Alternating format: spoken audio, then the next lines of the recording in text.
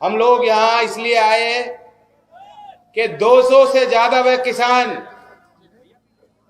जो शहीद हुए आपके लिए, हम उनके परिवारों को सांत्वना देने आए। वह किसान जो घेरे बैठे हैं, यहीं से पास पलवल में भी बैठे हैं, वह हमारे किसान हैं, हमारे भ्राता, हमारे भाई, हमारे परिवार है, हमारा खून है। हम उन्हें हिम्मत देने आए। और वे जालिम दिल्ली सल्तनत, जिसे पता नहीं कौन से अहंकार का नशा ले रहे हैं, रोज लेते हैं, जो लोग सुबह शाम झूठ बोलते हैं, दो चार बड़ी बात ना फेंक दें, उससे पहले मुझे लगता है उनको रात को नींद नहीं आती।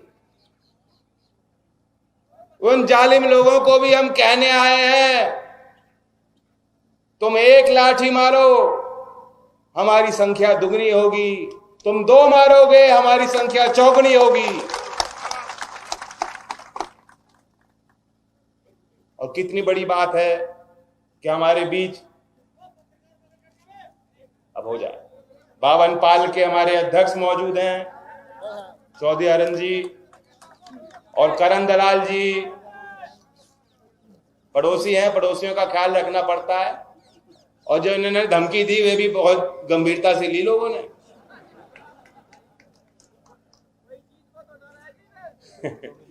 अब मैं बात कर रहा था, मुझे आज पता लगा कि ये बचपन में बॉक्सर भी रहे हैं, चैंपियन बॉक्सर। आज भी इन्होंने खूब हाथ चलाए हैं, भाजपा वालों को दर्द होगी। हम धन्यवाद करते हैं क्षेत्र की जनता की ओर से, आभार व्यक्त करते हैं। ये इसलिए हमारे बीच आए, इन्होंने यही समझा कि हमारा दर्द है, ये हमारा कुनबा है, हमारी लड़ाई है। और ये समाज की बहुत बड़ी ताकत है। जिस तरह एक शरीर में चोट लगती है तो घाव अपने आप शरीर भर देता है, समाज में भी जो कोई क्षति होती है तो क्षति पूर्ति का रास्ता भी, चुनौती से लड़ने का रास्ता भी समाज देता है। मैं कहना चाहता हूं, यही रास्ता है इकट्ठा होने का, एकत्रित होने का, एकाग्रता के साथ एक कदम एक बढ़ाकर मुकाबला करने का। आज की वो तारीख है, अगर हम अपने स्वार्थ में या अपनी छोटी छोटी बातों को लेकर, अपनी पहचान को लेकर बैठे रहेंगे, ये लोग और हावी होते रहेंगे। और किसी में हिम्मत नहीं थी जो मुकाबला कर लेते। इन पे पता नहीं क्या क्या है, बड़ी बड़ी तोप है, ईडी फीडी, सीबीआई, पीबीआई, क्या क्या है, सारे दबाव हैं। आप देखो क्या हो रहा है, कहते साहब अंतरराष्ट्रीय साजिश हो रही है। यहां कोई है किसान जिसे कोई विदेशों से पैसा मिल रहा है आने का? जैसा तेजपाल जी बता रहे थे, तो नुकसान सह के ही आए जो आए। बताओ सह लोगे कि नहीं सह लोगे?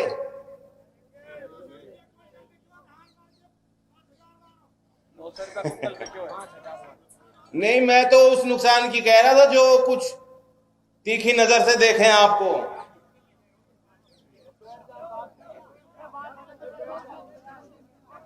मेरे इशारे में इशारा है।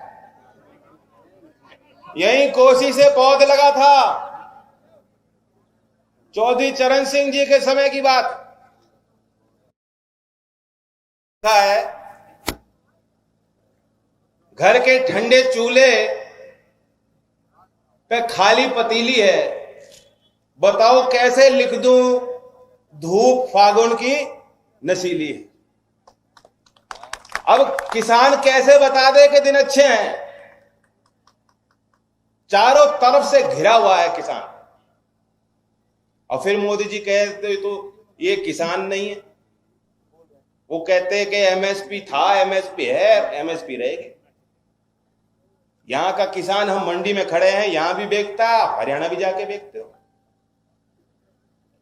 और हरियाणा में भाव कुछ बेहतर ही मिलता है आपको। आप बताओ मुझे, आपकी धान पे सरकारी रेट मिल रहा है क्या किसानों को? देख लो पिछले 4, 5, 6, 7 साल में पिटो है। गेहूं का सरकारी रेट 1975 है, क्या भाव मिला?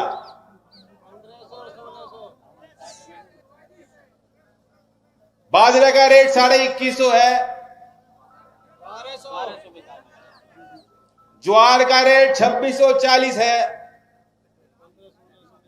यहां पैदा नहीं करते, लेकिन उनकी तो बात करनी पड़ेगी ना, दिल्ली बात पहुंचनी चाहिए।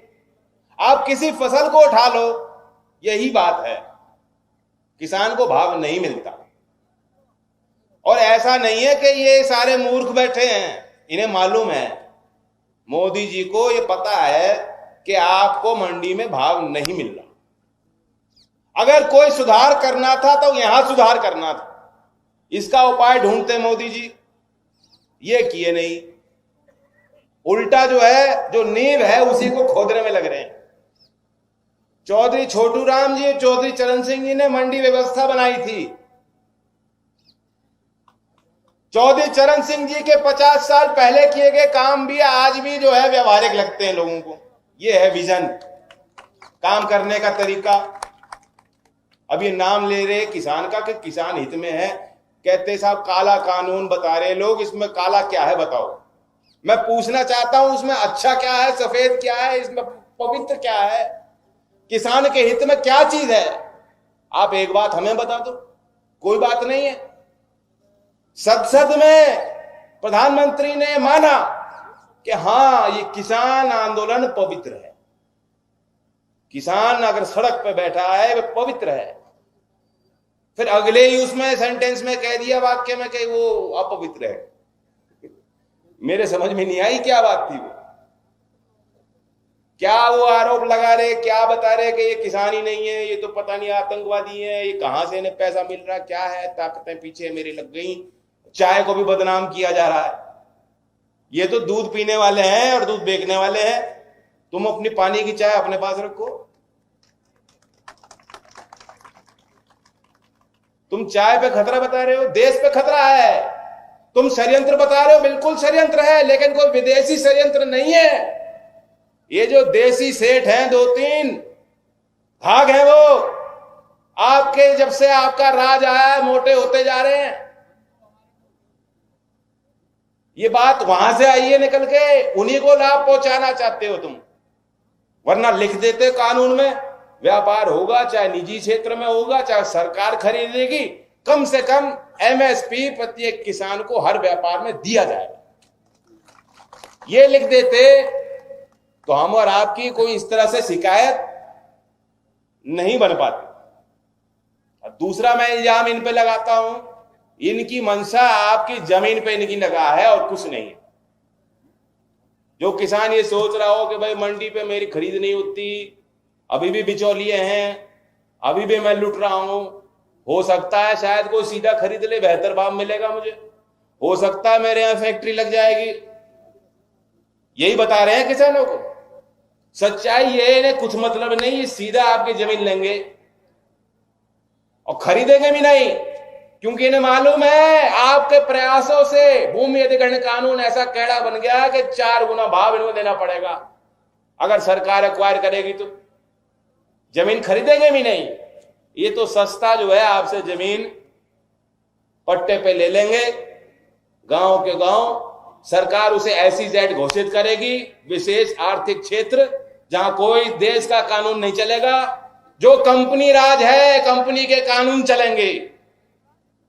अंग्रेज इस देश में आए थे तो पहले अपनी सेना नहीं भेजी थी, उन्होंने कंपनी भेजी थी। और आज कितना बड़ा दुर्भाग्य है कि हमारे देशवासी 2-3 लोग उसी तरह का कब्जा बनाना चाहते हैं। सारे काम इन्हीं को मिलेंगे और कोई नहीं बचा, कोई बचा ही नहीं है। सारे एयरपोर्ट अदानी जी को, आप गिनती करोगे जितने टेंडर हो रहे हैं, जितने नए नए काम बन रहे हैं, जो परियोजना बन रही है, कहां जा रही हैं? रेलवे बेचनी है, LIC बेचनी है, सारी कंपनी बेचनी है। और वित्त मंत्री कहती है हम विनिवेश नहीं कर रहे, हम तो निजीकरण कर रहे हैं। खुले तौर पर उन्होंने कह दिया हम विनिवेश नहीं कर रहेंगे, हम तो सभी बेचेंगे। मैं पूछना चाहता हूं नौजवानों से, जियो ने डिस्काउंट निकाला, आपने मोबाइल ले लिया और जब डिस्काउंट खत्म कर देगी तो आप उनसे लड़ पाओगे क्या? जियो के विरुद्ध धरना देने से काम नहीं बनेगा। सरकार से आप पूछ सकते हो, सरकार से मांग सकते हो, जनप्रतिनिधि के आप आगे रख सकते हो बात, हम लोग कुछ गलती करेंगे तो हमें सुधार सकते हो, लेकिन पूंजीपति के आगे आप क्या करोगे? कुछ नहीं कर सकता।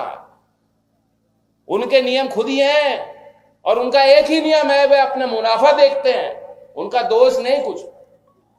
प्राइवेट सेक्टर का काम ही है, वो मुनाफा देखेंगे, वो ये नहीं देखेंगे अरे भाई गरीब किसान है इसे छूट दे दो, नहीं।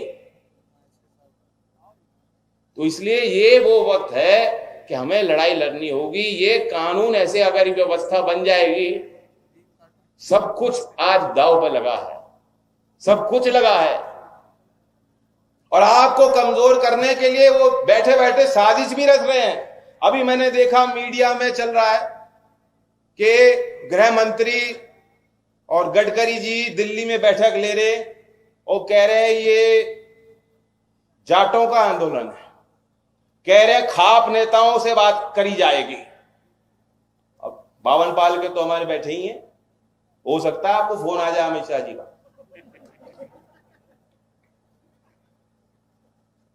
उठा लेना।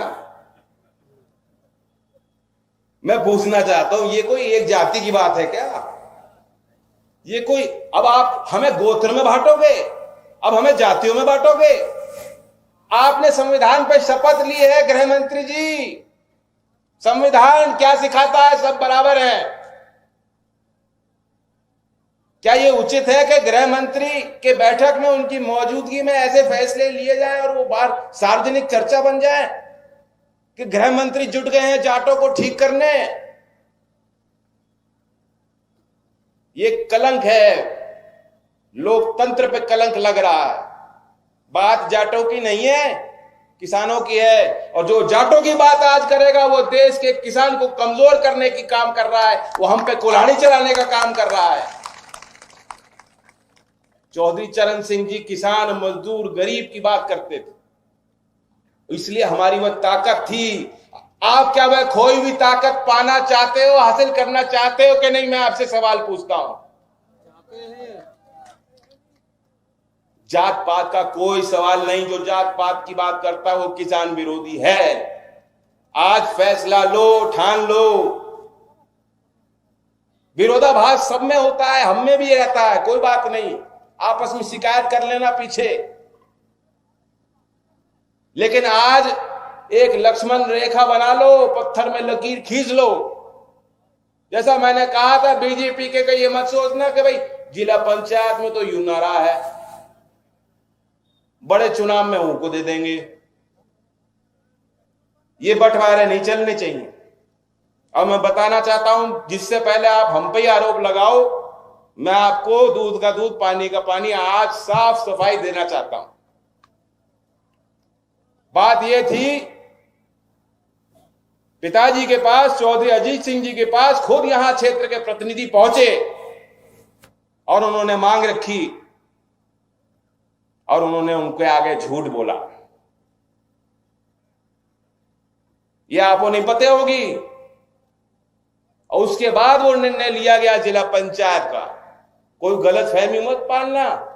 जो जाके चौधरी अजीत सिंह जी के आगे झूठ बोल सकते हो, क्या कभी चौधरी साहब ने आपको झूठ बोला है? कोई बनावट है क्या? इतने सरल व्यक्तित्व के आगे आप झूठ बोल सकते हो, तो आपको तो रोज झूठ बोलेंगे। ये मत सोचना कि छोटे चुनाव में भाई भाजपा और बड़े चुनाव में ना, अभी से करो और फैसला लो। राजनीतिक चोट जब तक नहीं देंगे तब तक किसान आंदोलन भी सफल नहीं होगा। इनकी वही कमजोरी है, आज भी उस अहंकार में है, लेकिन उन्हें पता है कि रेत के ढेर पे खड़े हैं, कब जो फिसल जाएगी सत्ता तब उन्हें एहसास होगा। और विरोधी की बात सुनो, हम विरोधी हैं, हम आंदोलन जीवी हैं। महात्मा गांधी जी आंदोलन जीवी थे, अंबेडकर जी आंदोलन जीवी थे, देश को बनाने वाले लोग। आंदोलन होता है तो समाज में सुधार होता है। आंदोलन करना हर नागरिक का अधिकार है। और हमारे देश में तो जब बताते हैं कि रावण की भी जो आखिरी पल आया था तो उनके रावण के मुख पे भी राम निकला था। राम का नाम लेके उनका जो है निधन हुआ। और आपका भी यही हाल होगा। जब सत्ता खिसकेगी तो आपकी जुबान पे भी किसान आएंगे।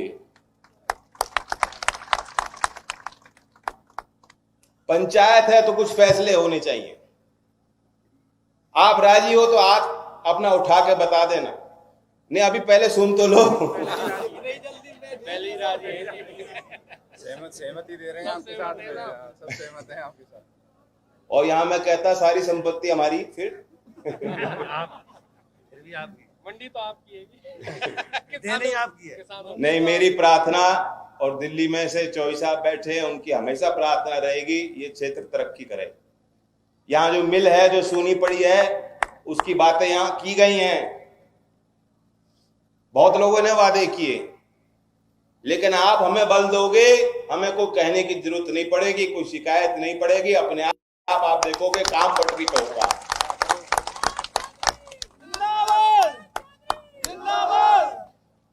आज हम फैसला ये ले, सबसे पहले वह जो किसान इस कुर्बानी दे रहे हैं आज हमारे लिए, वह हमारा खून है, उनके लिए विशेष सम्मान सरकार कुछ ना कुछ तय करे। आज वे लोग जो संसद में खड़े होकर 2 मिनट की संवेदना भी व्यक्त करने से जो है मुंह अपना हटा रहे हैं, बदल रहे हैं, हट रहे हैं, हमें ऐसे प्रतिनिधि इनका हम उनको नकारते हैं। बताओ बात ठीक है कि नहीं? राजी हो? किसानों के विरुद्ध जो कार्रवाई सरकार ने करी है, किसान के हित में लिखने वाले, पत्रकारिता करने वाले निष्पक्ष पत्रकारों के विरुद्ध जो अनैतिक कार्रवाई सरकार कर रही है। 21 साल की बच्ची, 21 साल की तो उम्र होती है, नाजुक होती है, लेकिन उनमें ज्वालामुखी की तरह भावना होती है नौजवानों में। जब से मोदी जी आए हैं, नौजवानों ने वोट दिए आए, और आज उन नौजवानों के विरुद्ध ये लोग संघर्ष कर रहे हैं, लड़ाई लड़ रहे हैं। कभी विश्वविद्यालय में घुस पड़ते हैं, वहां मार पिटाई करते हैं, और आज कह रहे हैं भाई 21 साल की उम्र में लोग राजनीति में नहीं आने चाहिए। क्यों? हम तो ये मांग करेंगे कि सरकार बने तो 21 साल में अगर आप वोट कर सकते हो, शादी कर सकते हो, चुनाव लड़ने का मौका प्रधानी में अगर मिल सकता है, तो आपको देश की संसद में और देश की विधानसभाओं में भी मौका मिलना चाहिए नौजवानों को। सत्ता की चाबी आज नौजवानों के हाथ में है, आप नहीं रोक सकते। हम लोग सोचे हम ही लोग काबिज रहेंगे, नहीं। समाज बदल रहा है, उस बदलते समाज के साथ रहेगा जो, उसे ताकत उसके साथ रहेगी। जहां युवा करवट करेगा, ये सरकारों को धराशायी करेगा। तो आज हम ये फैसला लेते हैं, आप हमें दबाने का प्रयास ना करें। गृह मंत्री जी, मोदी जी, हम पीछे नहीं हटेंगे। ये पंचायतों का सिलसिला जारी रहेगा, और यहां से उठकर जहां भी कहीं आंदोलन है, जहां समय पे आवश्यकता पड़ेगी, पावन पाल के चौधरी साहब बैठे हैं, बताएंगे। पलवल में जरूरत पड़ेगी, ललकार करेंगे, तो हम सब जो है संख्या में वहां पहुंचेंगे।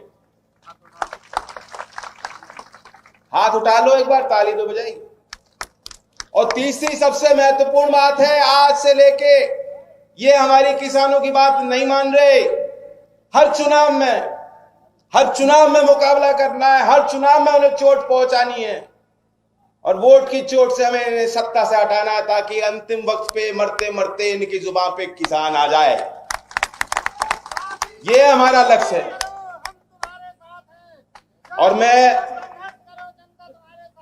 चौथा प्रण सब समाज के आगे, मैं अपना चौथा प्रण, चौथा संकल्प, 3 संकल्प आपने लिए हैं, चौथा संकल्प मैं लेना चाहता हूं कि जो आज आपने हाथ बढ़ाया है, जो ताकत आप अपने आप में देख रहे हो, किसान की राजनीति को उठते देख रहे हो, आपके उस बढ़ाए गए हाथ को मैं छोड़ने वाला नहीं हूं। जो हमारे बाबा कहते हैं कि बाबा के रास्ते पर चलियो, बहुत बड़ी लड़ाई होगी, रास्ते में कांटे आएंगे, लेकिन मैं उनको नजरअंदाज करूंगा। अभी पांव के छाले ना देखो, अभी यारो सफर की इब्तिदा है। ये कहकर मैं अपनी वाणी को विराम देता हूं। नारे लेते हैं, जय जवान, किसान एकता, चौधरी चरण सिंह।